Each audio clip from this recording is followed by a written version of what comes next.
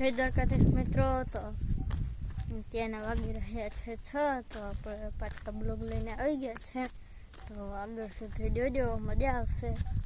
તો જો આપણે જીવન બધું ઉપડી ગયું હોય, તો પારી ભૂહાઈ ગયું હોય.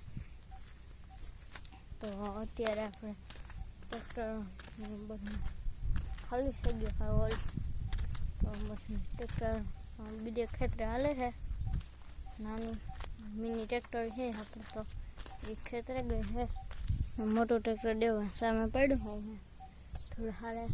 આપણે લીંબુ લઈ દો, મોટી થઈ ગઈ છે. આ આંબો હમણાં કરવા માંડ્યું છે. જો તો આપણે મોર આવ્યા હતા, ફૂલ પવન આવ્યો તો ખરી ગયું.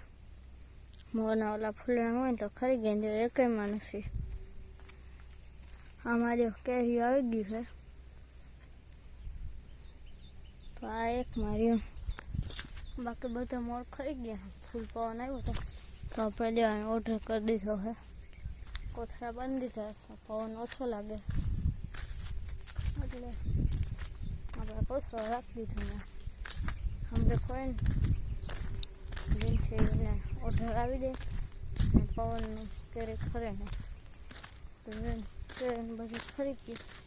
તો અત્યારે કોઈ દે રાખી નહીં ને સ્કૂલેથી પણ આવી ગયા. ફોન નહીં લઈ જાય, ફોનની મનાઈ છે એટલે નકર તો આપણે ફોન પણ લઈ જાય. તમને તો બતાવે સોમનાથ ને એ બાજુ જવાનું છે. તો નારિયેળ ને હે બધું અહીંયા આપણું ટ્રેક્ટર પડ્યું છે. તો એમાં જો આ ખાતા ભર્યું છે. અહીંયા ભૂકો હતો એ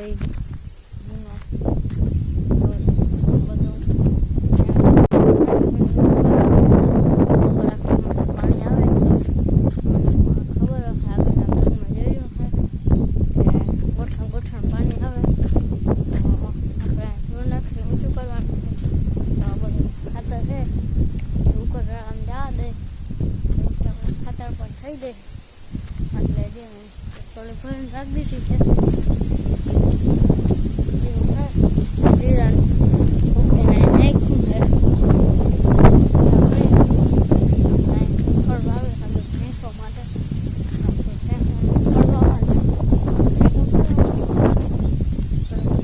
જાય ને એટલે આગળ પાછળ આવ્યું છે.